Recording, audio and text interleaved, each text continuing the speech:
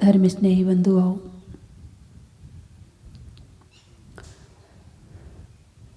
आचार्य पूज्यपाद स्वामी ने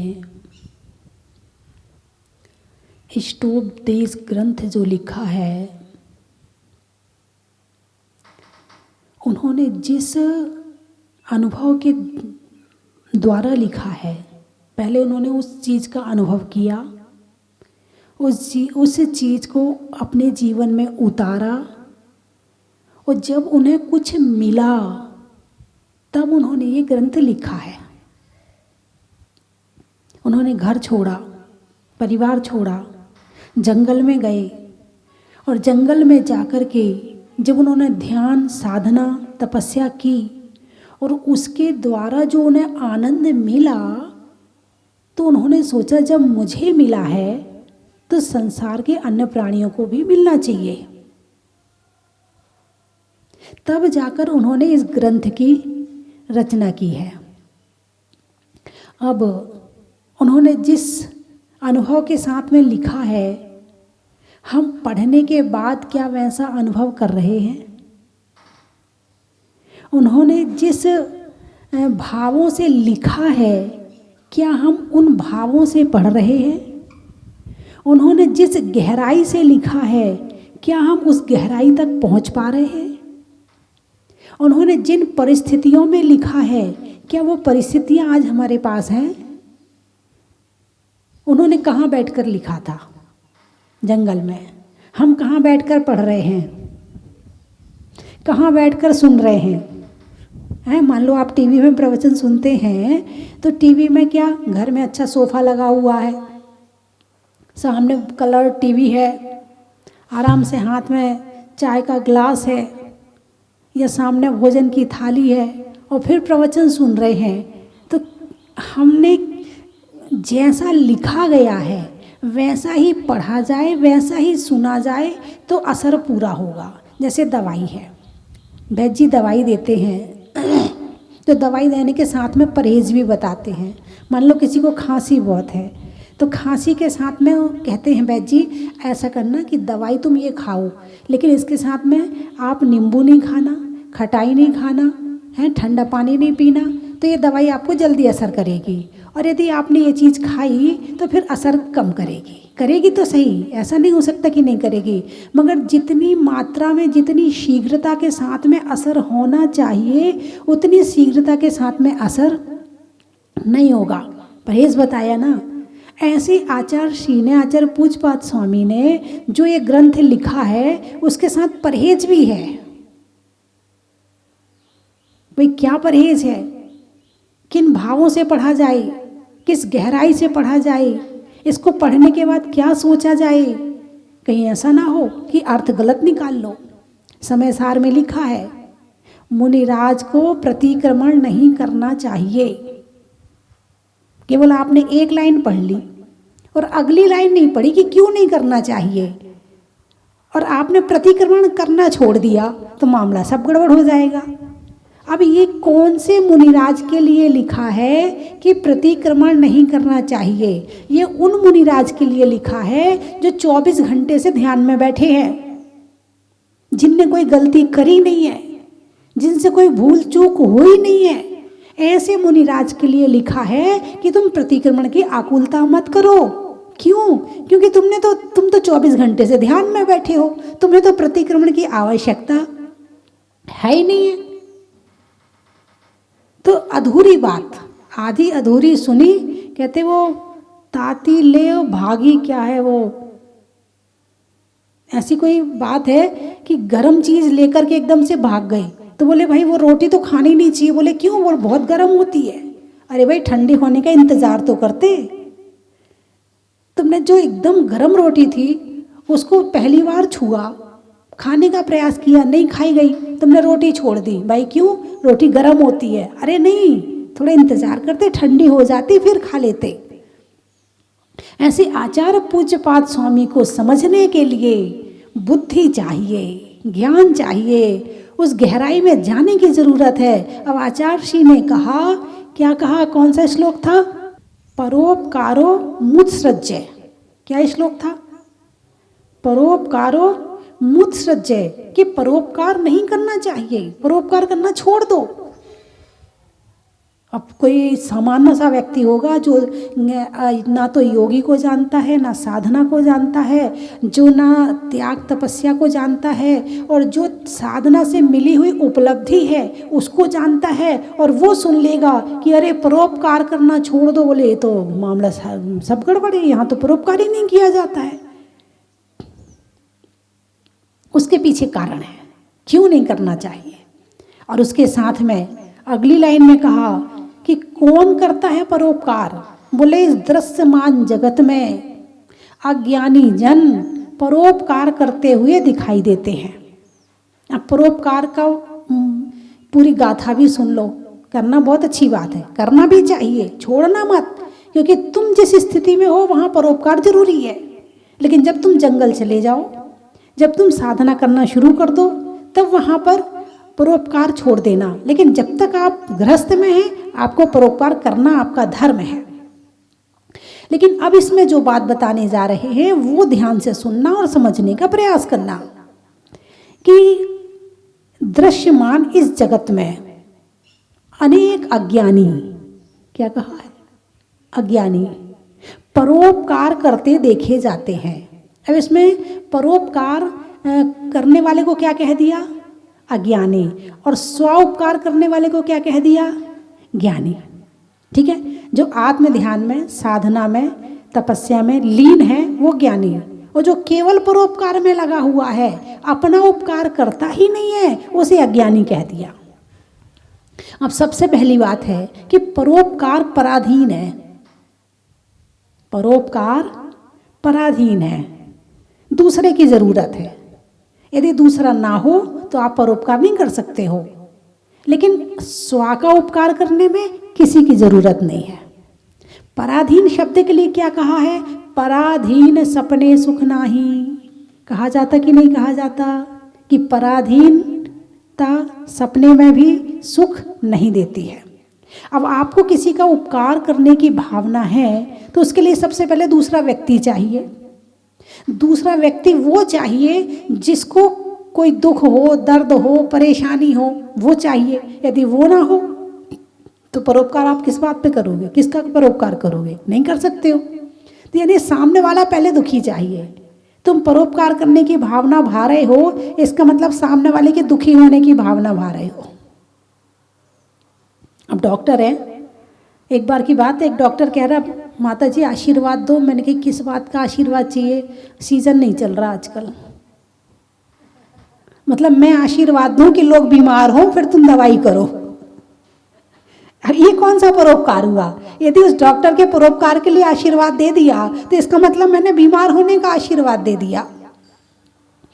जब लंका से लौटकर श्री राम अयोध्या आए, उनके साथ में नल, नील, सुग्रीव सब लोग आए।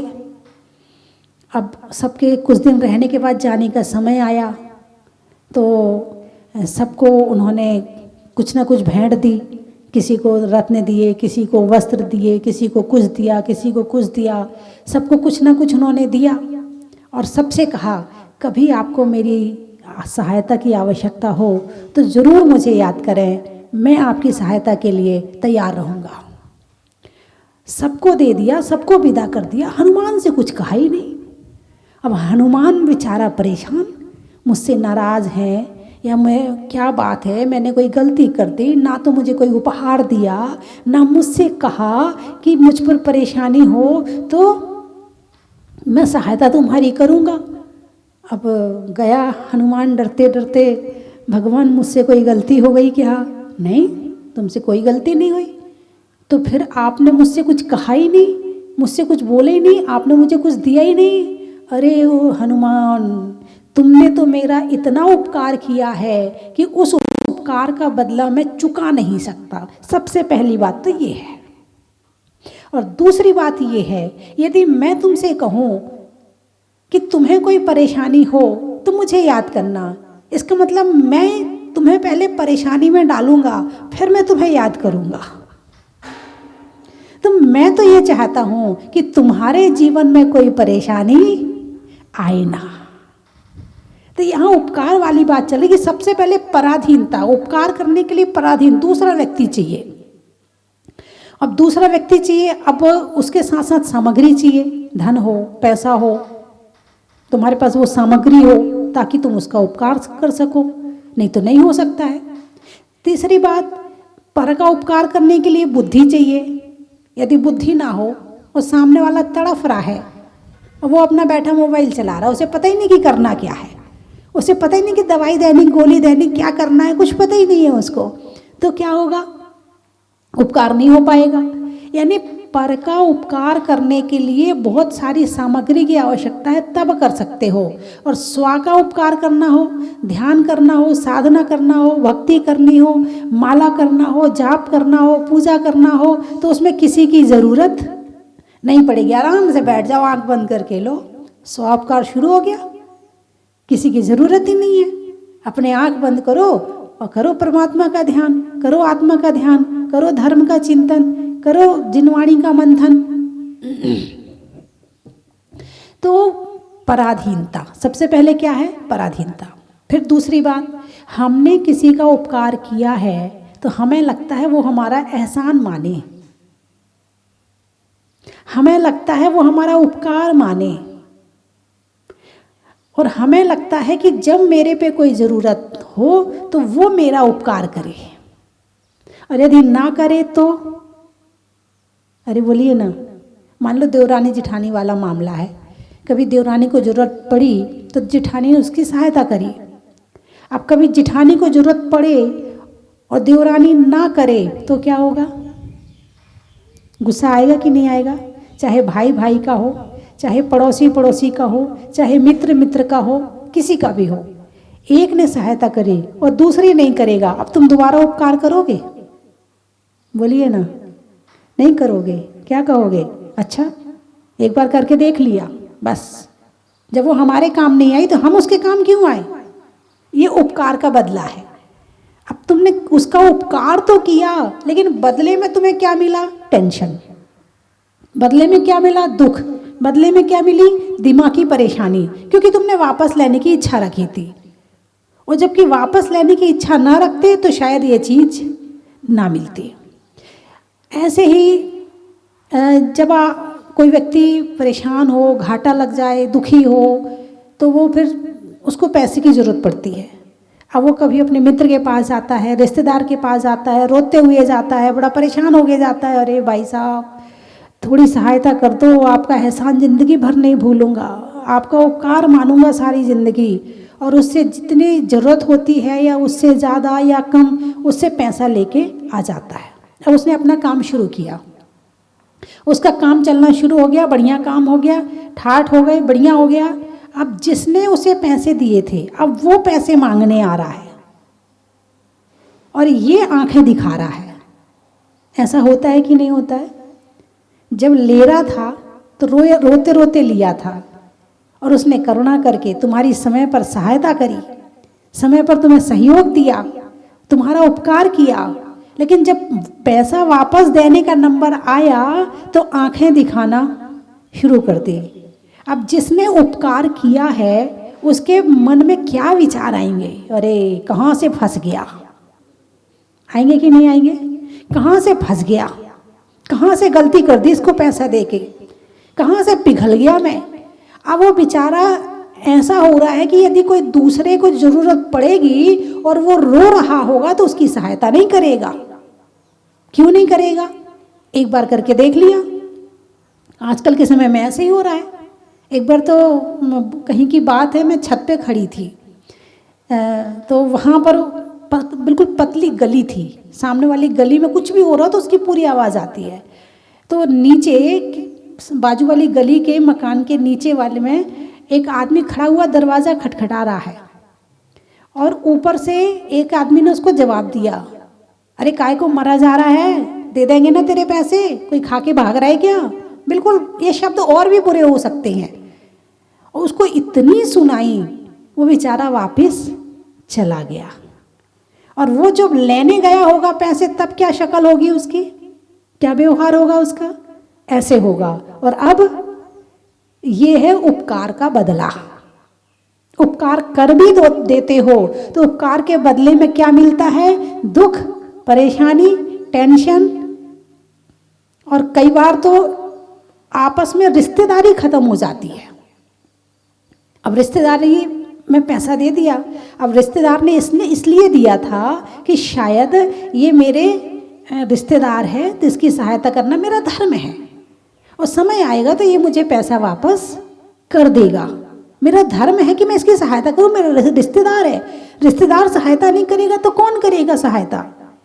अब वो तो पैसा लेके बैठ गया, और रिश्तेदार का पैसा तो मेरे ही तो है, कौन सा अलग है। अब वो कह रहा मैंने दिया है, भाई गिफ्ट में मैं तुझे चाहे 4 लाख दे दूं, वो बात अलग है, लेकिन उधार लिया है वो तो वापस देना पड़ेगा। व्यापार में एक एक पैसे का हिसाब करने वाला ही सही रहता है। वहां पर यदि आपने व्यवहार निभाया तो फिर मामला बेकार हो जाएगा, चाहे पार्टनरशिप क्यों ना हो। तो अब उसने, रिश्तेदार ने पैसा ले लिया, अब वो पैसा नहीं दे रहा है, अब क्या होगा? उपकार करने का भाव आगे किसी का होगा? नहीं होगा, हैं? ये है उपकार का रिजल्ट। और जब ऐसे रिजल्ट मिलते हैं तो आदमी उपकार करना भूल जाता है। चलो, और तो रिश्तेदार, पड़ोसी, मित्र, ये तो दूर की चीज़ है।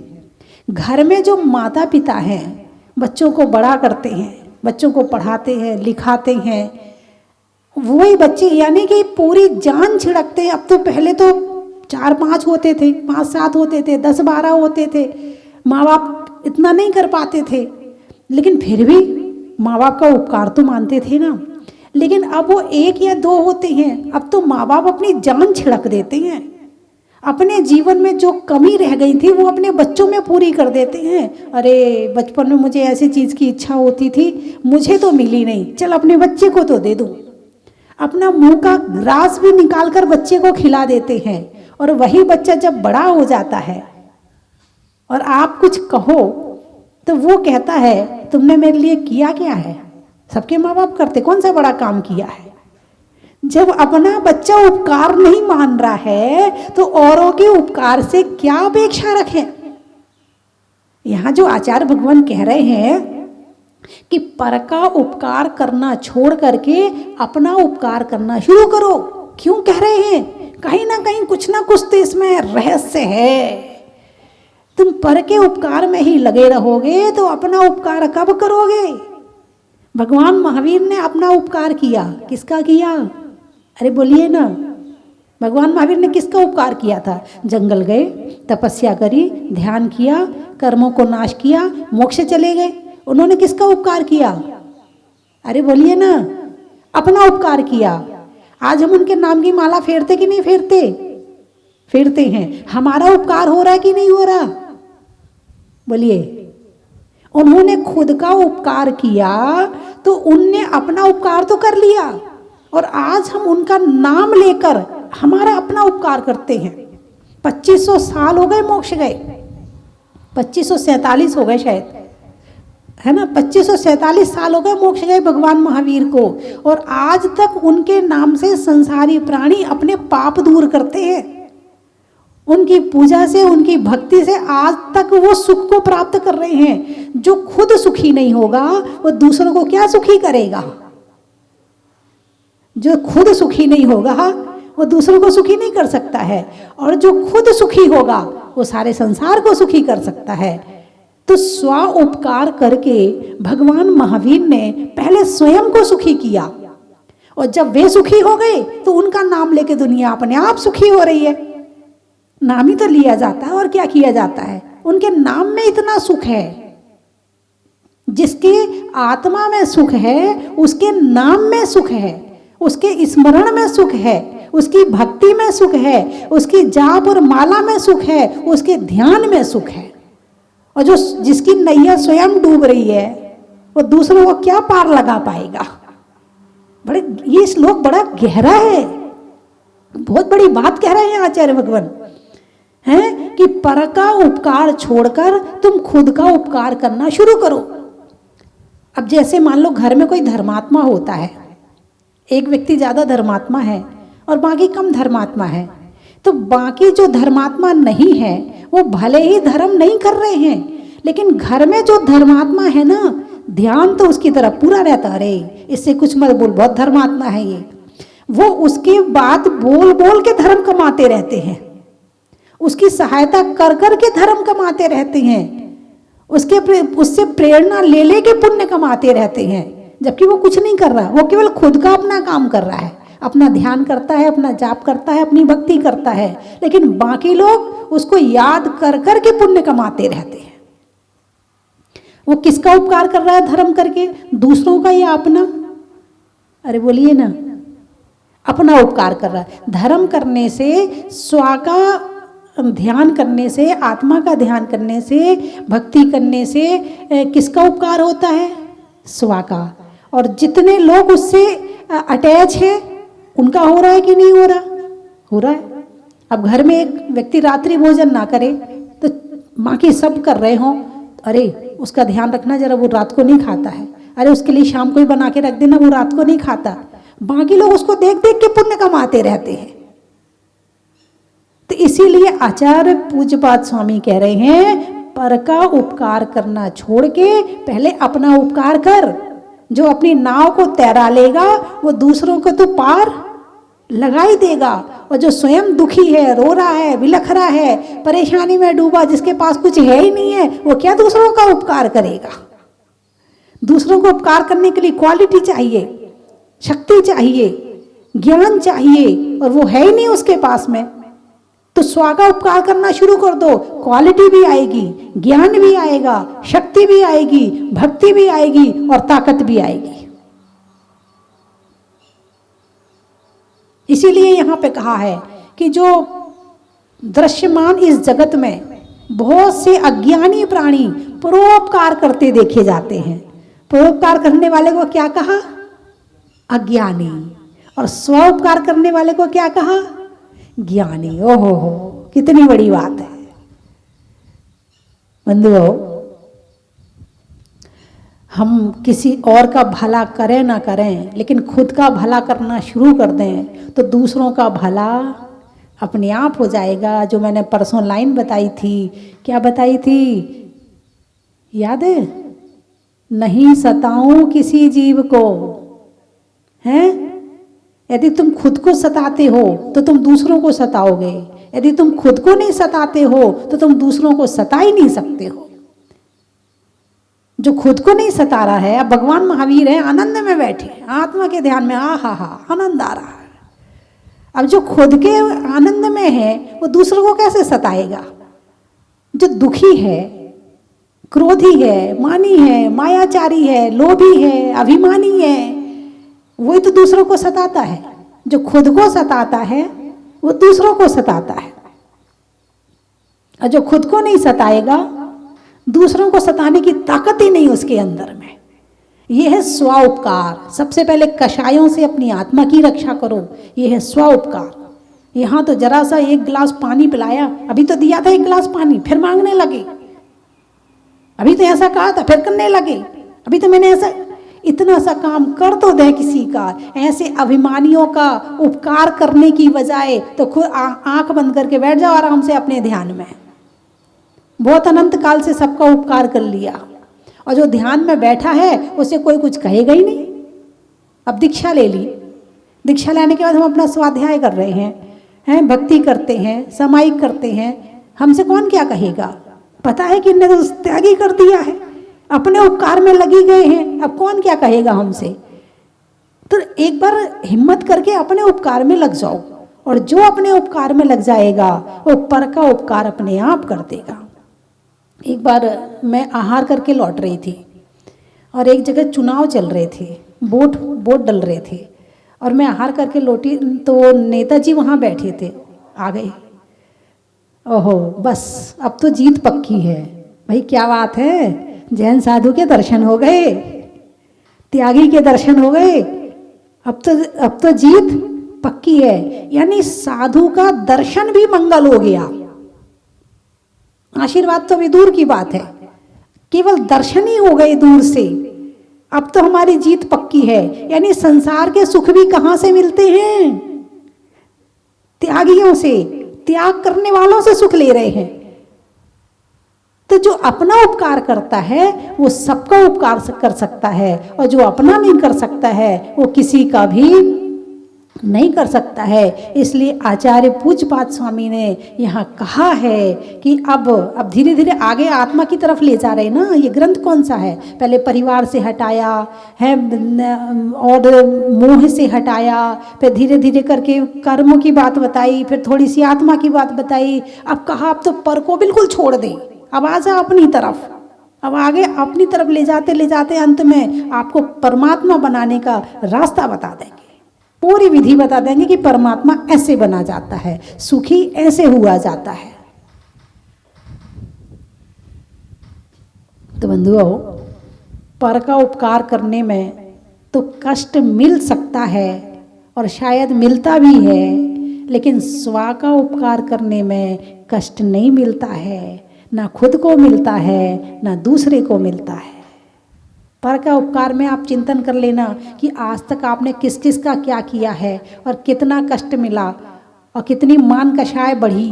हाँ, कुछ लोग मान कषाय में करते मेरा नाम होगा इसलिए उपकार करते हैं, और नाम ना मिले तो फिर लड़ाई करते हैं। हमारा भी तो नाम लिखो, हमने भी तो उपकार किया है, हमने भी तो ऐसा काम किया, लिखो हमारा नाम भी, बोलो हमारा नाम भी। और नाम ना मिले तो फिर करना छोड़ देते हैं। तो काहे का उपकार है? इसलिए सबसे अच्छी बात है नमो अरिहंताणम नमो सिद्धाणम। बैठ जाओ अपने आप में आंख बंद करके और करो। और चलिए मैं चौपाई बनाना सिखा दूं आपको। चौपाई में ये सममात्रिक छंद है और 4 चरण होते हैं। प्रत्येक चरण में 16-16 मात्राएं होती हैं। प्रत्येक चरण में 16-16 मात्राएं होती हैं। और आपने पढ़ते भी हैं, आप बनाना अभी सीखा नहीं लेकिन पढ़ते तो हैं आप। जैसे कि जितने भी चालीसा हैं वो सारे के सारे चौपाई छंद में है। कौन से छंद में है? चौपाई छंद में। जय श्री आदिनाथ जिन स्वामी, ये कैसा हो रहा? तीन लोक के अंतर्यामी। हो गए 2 चरण हो गए, बराबर है एक साथ। लाइन में कहीं छोटा बड़ा नहीं हुआ। दोहा में छोटा बड़ा होता ना, राजा राणा छत्रपति हाथन के असवार, इसमें कम हो गया। दूसरा कम है, पहला ज़्यादा है, लेकिन इसमें बराबर है। जय श्री आदिनाथ जिन स्वामी तीन लोक के अंतर्यामी, ऋषभनाथ भी नाम तुम्हारा सारी दुनिया में जयकारा। बस इसको ऐसे 16-16 मात्राएं गिनते जाएं और इसको बनाते जाएं और तर्ज पकड़ लें। तर्ज में बिल्कुल लाइन से यदि तर्ज चल रही है आपकी, कहीं खींचना नहीं पड़ रहा, कहीं ज़्यादा नहीं बोलना पड़ रहा, लंबा नहीं खींचना पड़ रहा, तो समझना आपका सही चल रहा है। तो इस तर्ज को लेकर के, और फिर कहीं लगे कि मात्राएं कम ज़्यादा तो गिन लें आप, और बाकी इस तरह से आप चौपाई छंद बनाएं। और इस चौपाई छंद में आप कोई ना कोई एक चालीसा बनाएं। मुझे बड़ा अच्छा लगा, अभी एक बहन जी हैं, उन्होंने 108 महत्व बनाए हैं। सबसे ज़्यादा असर तो मुझे लगता है महत्व का हुआ है। छोटे छोटे बच्चों ने महत्व बनाए हैं। एक 14 साल का बच्चा है चिरायु, मोदी नगर का, हापुड़, उसने बनाया है खाने में गुड़ का, पहनने में मुड़ का और रहने में हापुड़ का। मैंने कहा बहुत बढ़िया है, बच्चों में बड़ा असर हो रहा है। और हर्षिता जैन कृष्णानगर दिल्ली वालों ने 108 महत्व बनाए हैं, लेकिन उन्होंने थोड़ा सा कुछ मामला शॉर्टकट का मार दिया है। जैसे उन्होंने बनाया कि गर्मी में पने का है, पेड़ में तने का और खाने में चने का बड़ा ही महत्व है। अब उसके साथ में उन्होंने 5-7 चीज़ें और लिख दी और लिख दिया 8 महत्व। नहीं, एक महत्व 3 का ही होता है। आप उसको 8 ना माने। यदि आपने माना है तो वो आपको अभी पूरे नहीं हुए, वो आपके 108 पूरे नहीं हुए। 8 चीज़ें 8 लाइनें लिख दी, अच्छा 8 महत्व नहीं, ऐसे नहीं करना है आपको, अलग अलग 8 बनाने हैं। हालांकि आपने मेहनत बहुत अच्छी करी है, भजन भी कई लोगों ने बनाए हैं। और उसके साथ में विनीता सिंघई इंदौर ने भगवान मुनशरत नाथ पर भजन बनाया है। मालती जी ने 78 वर्ष की आयु में बड़े अच्छे महत्व बनाए हैं। हाँ, 78 वर्ष की आयु, हाँ, कभी भी हो सकता है, अपने आप को बूढ़ा ना समझें। जब वो अंदर में करने की इच्छा जागृत हो, आप उसे करें, बुढ़ापा कहीं बाधक नहीं बनेगा। हाँ, तो इस तरह से आए हैं कुछ, और आप लोग आज चालीसा जरूर बनाएं। और चालीसा बनाने में आपका ये जो चौपाई छंद है, ये बड़ा अच्छा लगेगा आपको। आप स्वयं महसूस करेंगे कि क्योंकि चालीसा में जो ऊपर की 4 लाइनें पहले दोहा दोहा की दो दोहा होते हैं, फिर 40 लाइनें चालीसा की होती हैं, फिर नीचे 2 दोहा फिर होते हैं। इस तरह से ये चालीसा पूरा हो जाता है। तो आप चालीसा नहीं बना सके, पहले 20 बनाएं। 20 लाइन का बनाएं पहले, फिर जब 20 लाइन का बन जाएगा फिर चालीसा बनाना। आपसे बनेगा, जरूर बनेगा। आप बनाना शुरू करें। अनाज में दाने का, इनाम में पाने का, और चालीसा बनाने का। बोलिए 24 भगवान की।